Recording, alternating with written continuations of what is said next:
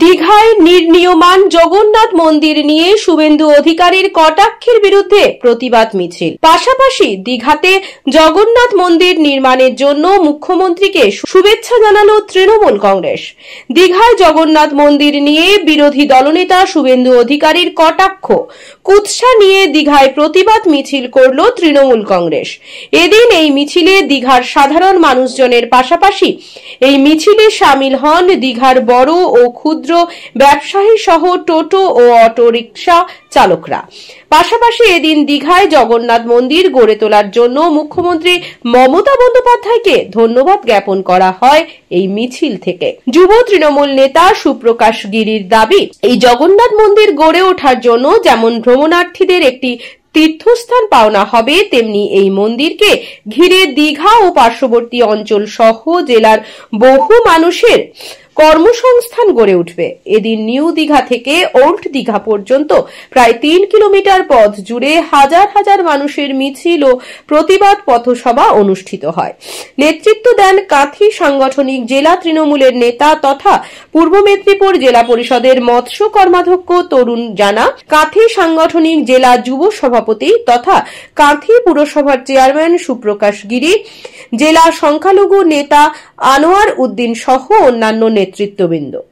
ইতিমধ্যে মুখ্যমন্ত্রী মমতা বন্দ্যোপাধ্যায় দীঘায় নির্মীয়মান জগন্নাথ মন্দিরের কাজ খতিয়ে দেখে ঘোষণা করেন 30 এপ্রিল অক্ষয় তৃতীয়ার দিন জাঁকজমকভাবে মন্দির প্রতিষ্ঠা ও উদ্বোধন হবে। মন্দির নির্মাণকারী ঠিকাদার সংস্থা হিটকো রাত দিন এক করে মন্দিরের শেষ পর্যায়ের কাজ চালিয়ে যাচ্ছে, যার ফলে দীঘা শহর ধীরে ধীরে আরো জমজমাট হতে শুরু করেছে।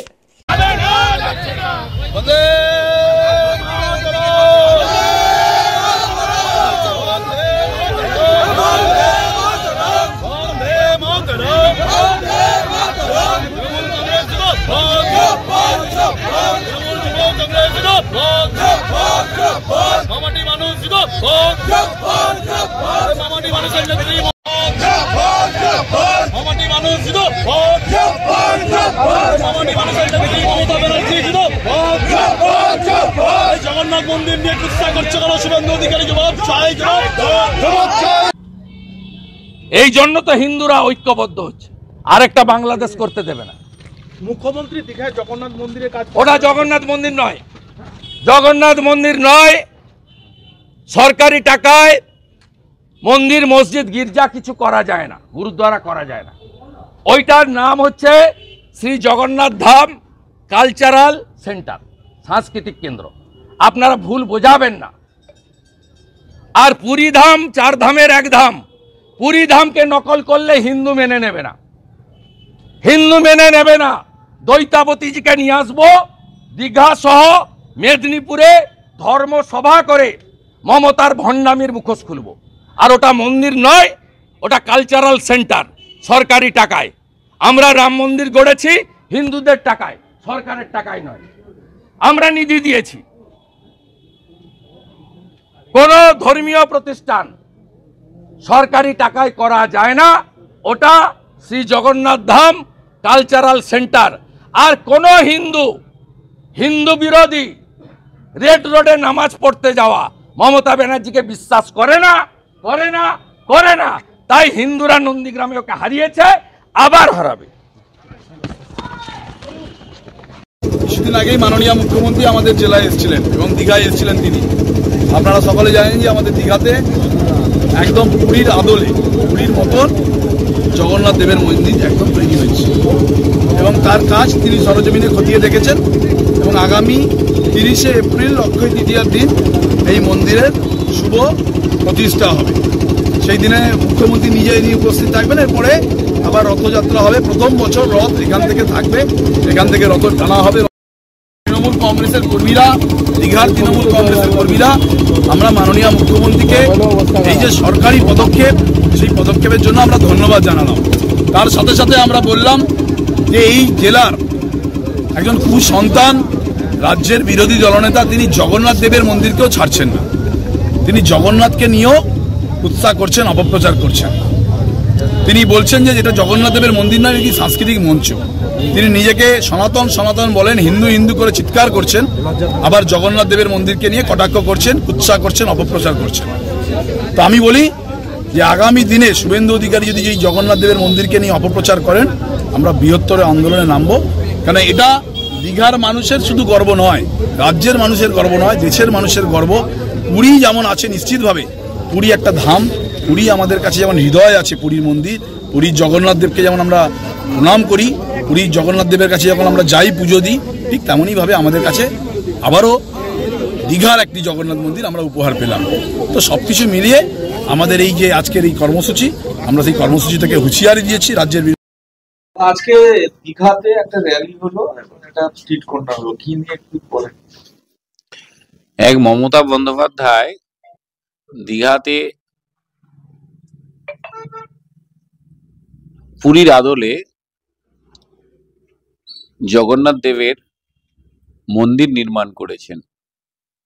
তার জন্য আমরা আমাদের এলাকা থেকে আমরা কৃতজ্ঞতা প্রকাশ করেছি। তিনি ঘোষণা করেছেন অক্ষয় তৃতীয়াতে তিনি মন্দিরটি উদ্বোধন করবেন। তো আমরা যেরকমই তাকে কৃতজ্ঞতা জানাতে, তাকে শ্রদ্ধা জানাতে, সম্মান জানাতে আমরা আজকে এই পথযাত্রা করেছি। সঙ্গে সঙ্গে রাজ্যের বিরোধী দলনেতা সেই মন্দিরকে কেন্দ্র করে, শ্রী জগন্নাথ দেবের মন্দিরকে কেন্দ্র করে যে মন্তব্যটা করেছেন, এটাকে সাংস্কৃতিক মঞ্চের সঙ্গে তুলনা করেছেন, এটা আমরা নিন্দা জানিয়েছি, ধিক্কার জানাই এরকম একটি কথাকে যিনি বলেন। এটা তো আমি কিভাবে বললেন, রাজনীতি কি সব ক্ষেত্রে তিনি সনাতনী সনাতনী বলেন, অনেক ধর্মের কথা বলেন, অনেক কথা তার কথায় শোনা যায়, আমাদের মধ্যে বিভেদ তৈরি করার চেষ্টা করেন, সম্প্রীতি নষ্ট করার চেষ্টা করেন শুধুমাত্র সনাতনী সনাতনী বলে। তবে প্রকৃত যদি সনাতনী হন, তিনি কি জানেন না এখনো সারা ভারতবর্ষের বিভিন্ন জায়গাতে এটা পাথরকে নিয়ে আমরা শীতলা মায়ের পুজো অর্চনা করি। গ্রামের যে শীতলা মন্দিরগুলো দেখুন তো, আগেকার দিনে সেটা কি হতো, যেখানে মূর্তি নেই সেখানে ওই পাথরকে তো পরম্পরা আমাদের দীর্ঘদিন ধরে পুজো হয়ে আসছে, তাকে আমরা দেবী হিসাবে পুজো করি। কখনো আমরা মূর্তি করি, কেউ নিরাকারে করেন। আমাদের ইনি কি আমাদের রামকৃষ্ণ পরমহংসদেবের থেকেও বড় কোন সনাতনী? পরমহংসদেব কি বলেছেন? যত্র জীব তত্র শিব। আবার তিনি বলেছেন অন্য ধর্মকে আঘাত করে কখনো নিজের ধর্মকে পালন করা যায় না, সেটা প্রকৃত ঈশ্বর লাভ করা যায় না। শ্রী চৈতন্য দেবের কথা বলেছেন। শ্রী চৈতন্য দেব তার প্রচারের মাধ্যমে তিনি কত আঘাত পেয়েছেন, কত করেছেন, কিন্তু প্রত্যেকে আলিঙ্গন করেছেন। এই জন্য কাজী পরে তার চৈতন্য দেবের কাছে তার শিষ্যত্ব নিয়েছেন, এটাকে তার জানা নেই। তিনি যে এক সম্প্রদায়কে আঘাত করে সনাতনী সনাতনী বলে নিজেকে জাহির করার চেষ্টা করছেন। সনাতনী আমাদের ধর্মতে এটা শেখায় না। আমাদের ধর্ম সহিষ্ণুতার কথা বলে। আমাদের ধর্ম যারা ধর্মাবলম্বী মানুষজন, তারা অপরের ধর্মকে সম্মান দিতে শিখেছে। এটা কোনো সনাতনী নয়, বা এটা কোনো সনাতনীর কথা নয়। রাজনৈতিক কারণে এটা গরম করার, এটা একটু কিছু মানুষকে উগ্রতা করে এটা নিজেদের মধ্যে সম্প্রীতি নষ্ট করা, এই প্রক্রিয়ার মধ্য দিয়ে তিনি চলছেন। আমরা এর জন্যই প্রতিবাদ জানিয়েছি, কোনোভাবেই যাতে করে সম্প্রীতি নষ্ট না হয়। এবং আগামী দিনে যদি এখানে আমাদের দীঘাতে যে পুরীর আদলে যে মন্দিরটি রয়েছে, প্রভু জগন্নাথ দেবের মন্দির, সেই সম্পর্কে যদি আবারও কোনো মন্তব্য করে, তাহলে এটা নয়, আগামী দিনে বৃহত্তর আন্দোলনে আমরা কিন্তু পথে নামবো। আজকে তার হুঁশিয়ারি দিয়েছি। এবং এখানে দীর্ঘ একদম ওল্ড দীঘা থেকে নিউ দীঘা থেকে ওল্ড দীঘা পর্যন্ত প্রায় 3.5 কিলোমিটার ধরে হাজার হাজার মানুষ আজকে পথে নেমেছে, প্রতিবাদ জানিয়েছে। আজকে দেখে তিনি উপলব্ধি করতে পারছেন যে স্বতঃস্ফূর্ত ভাবে মানুষের উপস্থিতি থেকে এবং প্রতিবাদ করা, সেটা দেখেছেন। আগামী দিনে আরো মানুষ পথে নামবে। আর দিদির কাছে কৃতজ্ঞতা এই কারণেই আমরা জানাচ্ছি, দিদি আসার পরে দীঘাকে নতুন ভাবে সাজিয়েছেন। দীঘা কি ছিল, বর্তমানে কি, এটা অস্বীকার করতে পারবেন? তার বিজেপির লোকজনকে জিজ্ঞাসা করলে তারাও অস্বীকার করতে পারবেন না যে উন্নয়নটা দিদির হাত ধরে হয়েছে। আর পশ্চিমবঙ্গের, সারা পশ্চিমবঙ্গের যে উন্নয়ন মমতা বন্দ্যোপাধ্যায়ের জন্যই, মমতা বন্দ্যোপাধ্যায়ের যে মানুষের প্রতি কৃতজ্ঞতা, ভালোবাসা, তিনি যে নির্বাচনী যে সমস্ত প্রতিশ্রুতি দেন সেটাকে অক্ষরে অক্ষরে পালন করার নামই মমতা বন্দ্যোপাধ্যায়, তিনি করেন।